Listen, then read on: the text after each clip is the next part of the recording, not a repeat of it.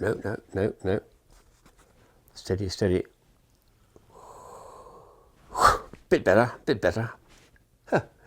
It's called a head freezer. This thing, you're supposed to wear it on the head when you're on the golf course to help you to freeze your head, and you're fixed onto the golf ball doing the first big driving shot. And it's important to get your head absolutely steady as you're doing the shot. I must do it next with the clubs and then on the golf. Well, I wouldn't do it on the golf course, I don't play golf myself, but I like golf nonsenses. So to celebrate the fact that we've now got a golf restored to the Olympic Games after 112 years it's been since we last had golf in the Olympic Games, I thought I'd bring along my golf course. Well, some of my golf course. Well, some of my golf balls then, some of the novelty ones which I've come across over 30, 40 years of collecting.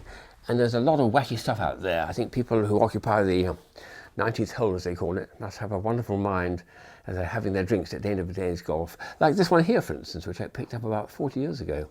This is a little device which you put into a golf hole secretly when your friend's not watching. And when they're nearing the end of the hole and coming to the last shot, the putt which gets it in, as the golf, this is hidden in the hole, as the golf ball drops down, it goes, ooh, ooh, something's going. Yes, this is a little device with a spring, and the idea is, as the golf ball drops in, it pops out again, as if there's a rather irate fairy inside saying, get off, this is my house, or something like that. It's a nice idea, and you can reload it, and all ready for the next victim, as it were. But I like the idea of something which is fairly harmless, but at the same time it's a nice practical joke. And here's another one I came across when I was playing around with this idea for many other sorts of things. It purports to be a box containing an anti-static cloth for golf balls. You don't need such a thing, at least I don't think you do. But I pretended it's sensible, etc., and handed it to someone to try it on their golf ball. And of course they have to open up to get at the cloth, and what happens? It goes, oh, one of those, yes, one of those, I'm afraid, the little rattlers. And I think this idea of an anti-static for golf balls is probably a nonsense hooey, but here we are. So there's quite a few nonsense things out there which I love, things which do bizarre things. For instance, this one we heard earlier is a screaming golf ball. When it hits, and to do that it's got batteries, of course, inside it, and then it performs its little thing when someone hits it, hopefully fairly gently. Another one, you don't even need to hit, you just turn it on. Eccentric motor, batteries inside. Quite a vibrator too. That's probably a good way of getting rid of some painful points on your arm if you overstretch yourself. So a vibrating golf ball, that's a nice idea, that. A very early one which keeps appearing and reappearing, I think from Australia they come from, in sets. But these ones here which, well, this one's already performed. The idea is you hit these three, I think there's two perhaps or three, jokey golf balls. The first one here disintegrates and there's a whole lot of talcum powder inside. You get a great puff of smoke. That's all you're left with, a big puff of smoke as you hit the golf ball.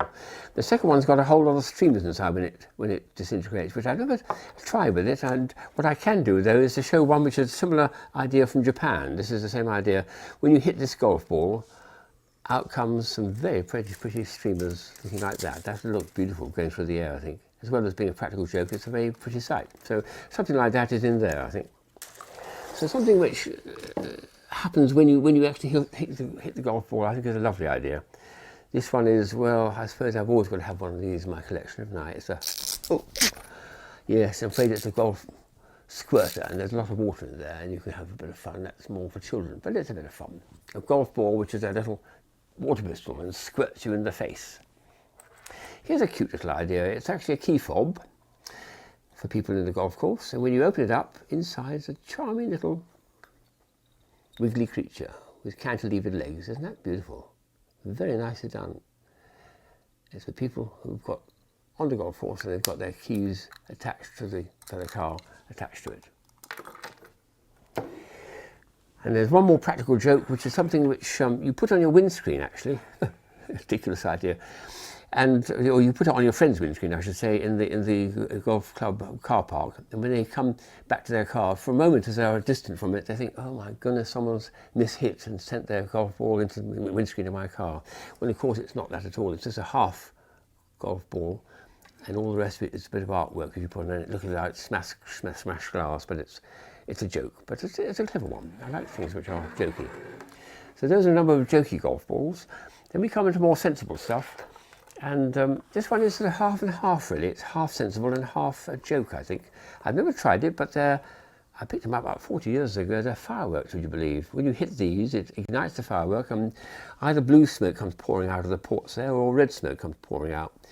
And the idea, I suppose, is either as a joke to catch out friends, or if you did it in still air, I would suspect that you could have your instructor standing a few dozen yards away, and he could then tell you how your ball's performing through the air, with a smoke trail showing how your trajectory goes, how too high or too low, or whether it's spinning or what it's doing. It would help to mark the passage of the ball through the air. So it's almost sensible, and at the same time it could be a practical joke for people, to ones which become a little smoke trail. Here's another one which I thought was a very clever idea. If you've got a very small garden, as I have, and you want to practice your golf swings, you want to drive a ball hard, you hit it with this big tail. It's like a drogue, it's like a parachute drogue, or like aircraft when they're on aircraft decks. They need something to slow them down. When you hit this, for instance, hard, it would normally go 100 yards or 100 foot, it'll go 1/10 of that. So it'll go in 10 yards or 10 feet. And it helps, but it's very consistent. It helps you to work out how well you're doing your driving, but in a very small and limited area. So for golf practicing, when you're in a limited space, I think that's a very sensible idea. Another one which is nearly sensible, I can't say I've ever want to use it, but it's a key fob. And the idea is when you're looking for your ball on the fairway, it's a little telescope. Isn't that sweet? And works reasonably well. It magnifies, you hold it up to your eye, and you can then see whether you can spot yours or your friend's golf ball on the fairway or on the rough, and put it back and start again.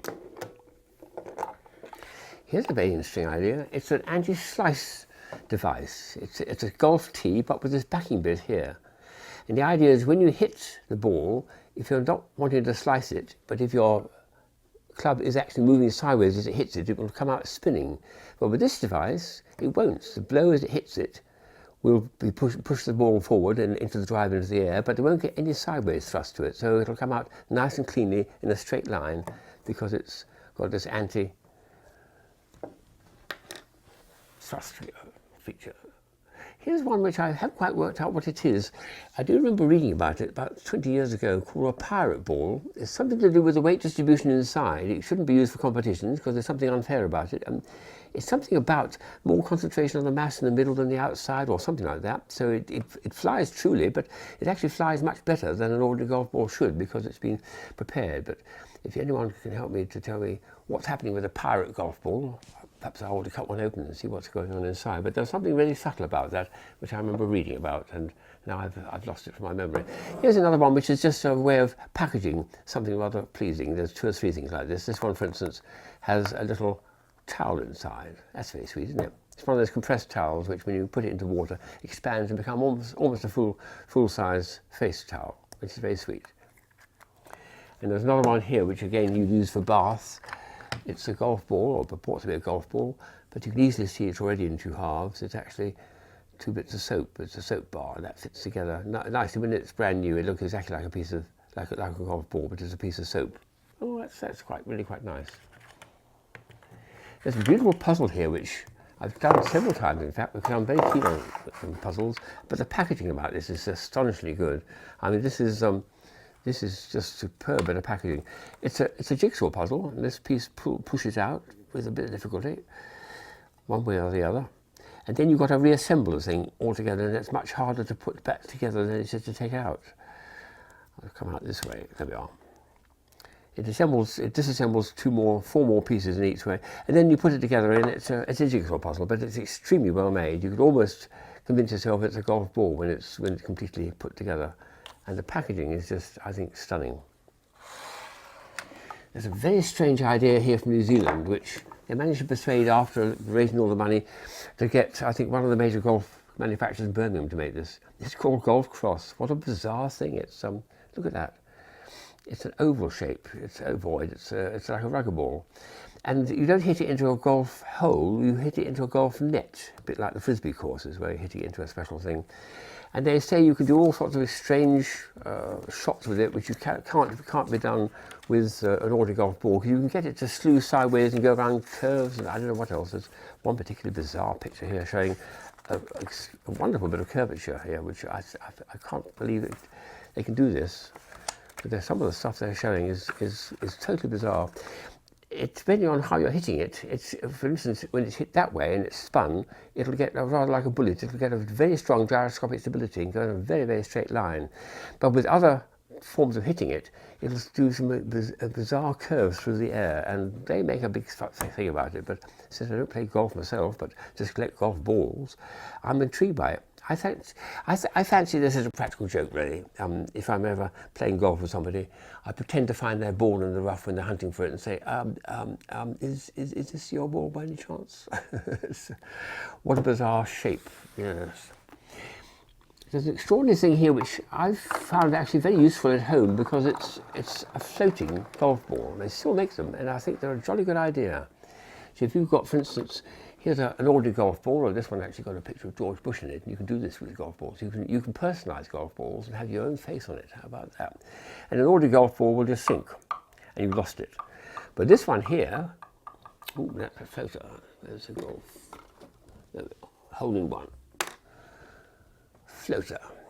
And this floats, but only just floats. So when I'm on the River Thames on an island, we hit the ball into the water, it drops down, it plops down into the water, but it comes up to the surface, and it just floats, but just, and only just. It's very, very close to neutral buoyancy. And then you just reach in, with a little fishnet, and you can recover your ball, and you haven't lost it.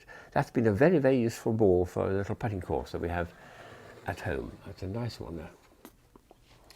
Here's another one which is quite sensible, and again, I have never tried it, but the idea is it's got primary colours to it, and if I try to get a good type of slice on it, either a top slice or bottom or side one, to make the ball curve as it goes through the air, you can look at the colour as it's leaving the tee. You can set it a certain way, either that way up or this way up or that way up, and from the colour it's giving out, you can tell which way it's rotating, whether you've got the right rotation, this way, or over the top. It'll tell you exactly how well you're performing in your slice shots. So just for the colour, I think that's really quite a nice idea, and it's a nice bit of science to it as well. It's a very jokey idea here, which is, well, this is a cushion, which is a bit of fun too, and there's a golf ball inside. But look at this one here, camouflage golf ball. Have you ever seen such a thing? No. And if you hit it into the rough, you'll never see it again either. Lovely idea. They make golf balls brightly coloured in order to find them, but this one they purposely do the other way around and try to make a ball which you're bound to lose because it's camouflaged. Yes, well, that's a bit of fun, isn't it? And lastly, just to remind you that a golf course is also inhabited by other folk, not just human beings. Here's a very tragic situation. We've had a fairy down at, well, a fairy's at the bottom of the golf course, of the garden, but this is a fairy at the bottom of a golf course. It's come to grief, poor little thing. There's a little sculpture that's been made to show that there are wee folk there on the golf course, and please be careful when you're driving your golf balls around. So that's my golf ball collection. I'll try to take up golf, and if I do, perhaps do you think I'll make it to the Olympics?